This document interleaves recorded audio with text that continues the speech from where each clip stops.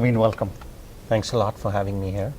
As IITian, then at Stanford, then entrepreneur and a VC, the fundamentals they say never change. The people's attitude change, but the market dynamics always play the same way.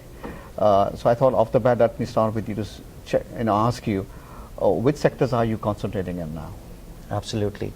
So I think my approach and Mayfield's approach is to make investments in people first and market and sector second, because people make products don't make people.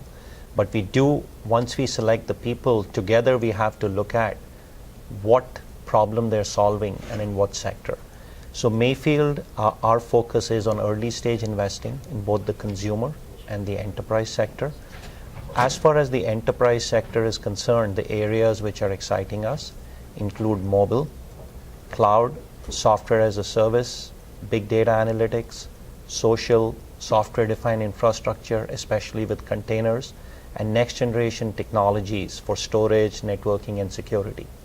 But the important thing is there is a shift in the buying center that is happening in the enterprise. And what I mean by that is traditionally the buyer of technology in the enterprise used to be the IT and the CIO. Now the buyers of technology is shifting, and there are new buying centers emerging.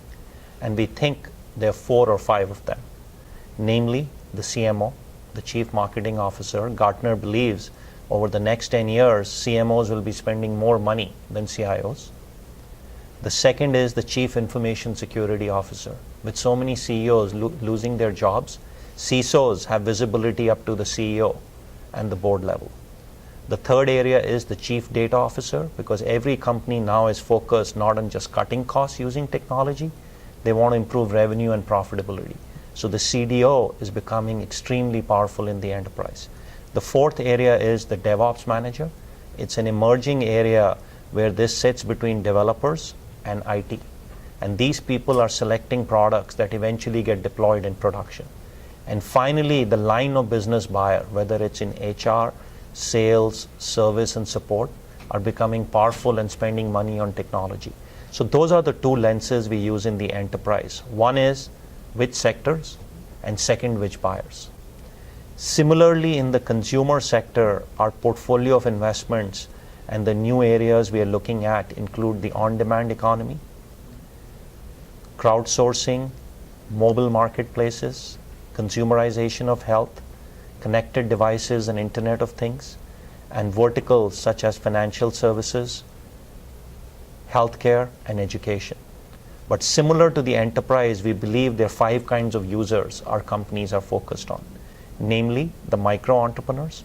These are people who are working in the on-demand economy, and it's sometimes referred to as the 1099 economy. Makers, who are making all kinds of things, whether physical or digital. You've seen that with the drones revolution. You've seen that with 3D printers. The third area is mavens. These are influencers who start marketplaces, who start a trend. They could be fashion bloggers. They could be enthusiasts who essentially go source products for their communities. Millennials is a very important user today. They think very differently from people. They don't own homes. They go to Airbnb. They don't own cars. They use Uber and Lyft. So they think very, very differently. And then finally, still there is the Main Street consumer. So those are the themes or the sectors and the kinds of users we are focused on today. And we believe there are many, many exciting opportunities over the next decade to be investing in these areas. You have laid out really well for people to understand this. But for entrepreneurs who approach Mayfield or other similar VCs, they're not always ready. And you said you invest in people, which should be the case. Is there a strategy or science, or you think it's more art than science of picking the right people? So I think what I would say is that's a very good question. Like, venture is a picking business, but it's a very, very humbling business. And the reason is, for example, at Mayfield, we meet 1,000 entrepreneurs every year, and we invest in 10 companies. So that's like 1%. That means our odds of going wrong are very, very high. So what I would say is there's no science, there's no magic to the madness. It comes to a gut call.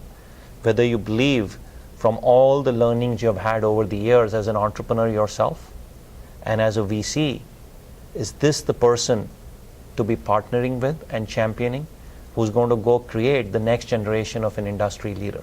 And it's very, very hard, but it comes to fundamentally a gut call. You can't do a lot of analysis. It's an instinct that hopefully you develop over time. If you switch your hat, and if you were an entrepreneur, what would you advise the emerging entrepreneurs now to go and seek, instead of just rushing to Sand Hill Road and trying to seek an appointment? What should they do so that the odds of them winning are much better? Yeah, so I think what I've learned, having been a serial entrepreneur, and then the institutional learning Mayfield has over the past 45 years, here are some of the things we look for in entrepreneurs, and they should be doing independent whether they have venture money or not. First, they need to have a very good sense of what product or service they're providing, and making sure that's a painkiller and not a vitamin. They need to ensure the problem they're solving or the solution they're providing applies to a lot of customers. It can't be a niche market. Third, they need to have the ability to hire great people. That's what they should focus on. As I mentioned earlier, it's all about people. We bet in people, they need to bet in people. And finally, they need to realize they're running a marathon, not a sprint. There's no shortcuts. So they have to take a very, very long-term perspective. And fundraising is just an event that happens along that journey of building a great company. Finally, just as serial entrepreneurs, work hard or get lucky or both, serial VCs, I'm assuming, do the same thing. So is there again a mantra to be on the Midas list? I think it's all driven by luck and partnering with just great people. And as long as one continues to do that and gets lucky along the way, good stuff happens. Again, thank you so much, Navin, coming and sharing your thoughts. I really appreciate it. Absolutely. It's a pleasure being here.